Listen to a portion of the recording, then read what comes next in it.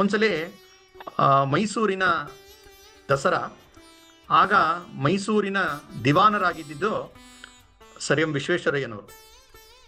ಅವರು ಈ ದಸರಾವನ್ನು ಹೆಚ್ಚು ಜನ ಇಡೀ ದೇಶಕ್ಕೆ ಗೊತ್ತಾಗಬೇಕು ಅಂದ್ಬಿಟ್ಟು ಎಲ್ಲ ಕಡೆಯಿಂದ ಪತ್ರಕರ್ತರನ್ನೆಲ್ಲ ಕರೆಸಿರ್ತಾರೆ.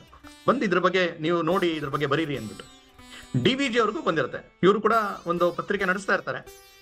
ಅವರು ಹೋಗ್ತಾರೆ, ಹೋಗಿ ಅಲ್ಲಿ ಏನು ಆ ದಸರಾದ ಒಟ್ಟು ಎಲ್ಲವನ್ನ ಅವರು ಗುರುತು ಹಾಕೊಂಡು ಬಂದು ತಮ್ಮ ಪತ್ರಿಕೆಯಲ್ಲಿ ಅವರು ಕರ್ನಾಟಕ ಅಂತ ಒಂದು ಪತ್ರಿಕೆ ನಡೆಸ್ತಾ ಇರ್ತಾರೆ.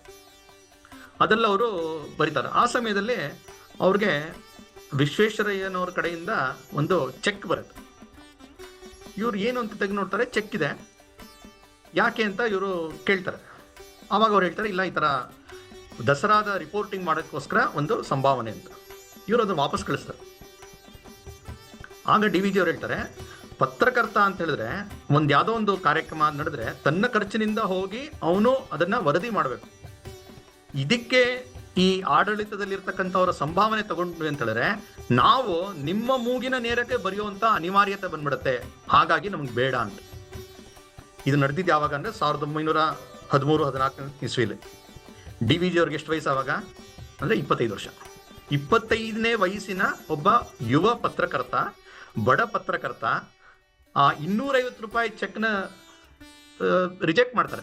ಆಗ ಮತ್ತೆ ಅಲ್ಲಿಂದ ಉತ್ತರ ಕೊಡ್ತಾರೆ, ಇಲ್ಲ, ಎಲ್ಲರಿಗೂ ಕೊಟ್ಟಿದ್ದೀವಿ, ನೀವೊಬ್ರಿಗೆ ಅಲ್ಲ, ಅಷ್ಟೇ ಅಲ್ಲ, ಕೆಲವ್ರಿಗೆ ಇನ್ನೂ ಜಾಸ್ತಿನೂ ಕೊಟ್ಟಿದ್ವಿ ದೂರದಿಂದ ಬಂದಂಥ ಪತ್ರಕರ್ತರಿಗೆ ಅಂತ. ಆಗ DVG ಅವ್ರು ಹೇಳ್ತಾರೆ, ಅದು ಅವ್ರಿಗೆ ಬಿಟ್ಟಿದ್ದು, ನನಗೆ ಬೇಡ ಇದು ಅಂತ.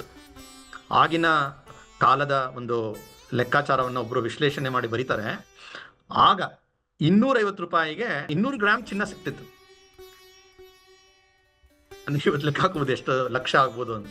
ಅಂದ್ರೆ ಆ ರೀತಿ ಯಾವುದೇ ಕಾರಣಕ್ಕೂ ವಿಚಲಿತರಾಗದೆ, ಕಾಂಪ್ರಮೈಸ್ ಆಗದೆ ಇರ್ತಕ್ಕಂಥದ್ದು DVG ಅವರ ವ್ಯಕ್ತಿತ್ವದಲ್ಲಿ ಈ ರೀತಿ ಅನೇಕ ಬಾರಿ ನೋಡ್ತೀವಿ.